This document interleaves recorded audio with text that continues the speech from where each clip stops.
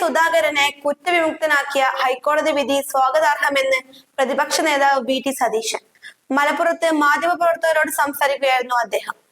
തീർച്ചയായിട്ടും ഹൈക്കോടതി വിധി വളരെ സ്വാഗതാർഹമാണ്.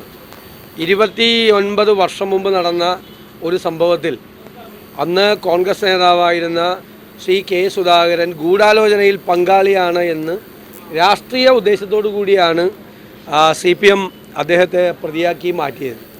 അതാണിപ്പോൾ ഹൈക്കോടതി നിരവധി വർഷങ്ങൾക്ക് ശേഷം അദ്ദേഹം 2016 കൊടുത്ത ഒരു പെറ്റീഷൻ്റെ അടിസ്ഥാനത്തിൽ അദ്ദേഹത്തിന് അതിൽ പങ്കില്ല എന്ന് കൃത്യമായി പറഞ്ഞുകൊണ്ട് കോൺഗ്രസ് എടുത്ത നിലപാട് ശരിയാണ്, അതിൽ അടിവരയിട്ടുകൊണ്ടാണ് ഹൈക്കോടതിയുടെ വിധി പുറത്തു വന്നിരിക്കുന്നത്. മനഃപൂർവ്വമായിട്ടാണ് ആ ഗൂഢാലോചനയിൽ കെ സുധാകരനെ മാത്രമല്ല MV രാഘവനെയും അന്ന് അതിനകത്ത് പെടുത്താൻ നോക്കി.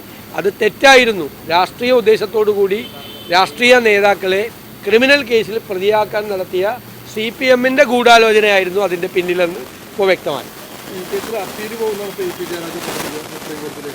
പ്രത്യേകിച്ച് കാര്യമൊന്നുമില്ല. കാരണം വളരെ ഭംഗിയായിട്ടുള്ള ഒരു വിധിയാണ് ഹൈക്കോടതിയുടെ വന്നിരിക്കുന്നത്. അതിലേതെങ്കിലും അത് അപ്പീൽ പോകാനുള്ള അദ്ദേഹത്തിൻ്റെ അവകാശത്തെയൊന്നും ഞങ്ങൾ ചോദ്യം ചെയ്യുന്നില്ല. പക്ഷെ വളരെ വ്യക്തമായിട്ടുള്ള വിധിയാണ് ഹൈക്കോടതി വിധി. അത് നിലനിൽക്കുന്നത് തന്നെയാണ് ഞാൻ കരുതുന്നത്. സുധാകരൻ തന്നെ ഗൂഢാലോചനയിൽ പങ്കുണ്ട്. പ്രോസിക്യൂഷന് തന്റെ വാദം കോടതിയെ ബോധ്യപ്പെടുത്താൻ കഴിയാത്തതുകൊണ്ടാണ് ഇത്തരത്തിലൊരു വിധി ഉണ്ടായിരുന്നത്.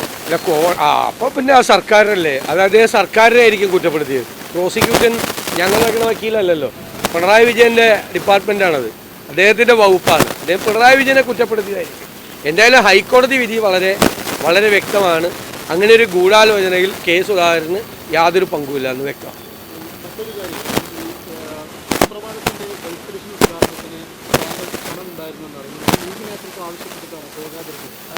എന്നോട് ലീഗ് നേതൃത്വ പരിപാടിക്ക് പോകരുതെന്ന് പറഞ്ഞിട്ടില്ല. എനിക്ക് വ്യക്തിപരമായ അസൗകര്യം ഉള്ളത് ഞാൻ അവരെ അറിയിച്ചിട്ടുണ്ടായിരുന്നു, വളരെ നേരത്തെ തന്നെ അറിയിച്ചിട്ടുണ്ടായിരുന്നു.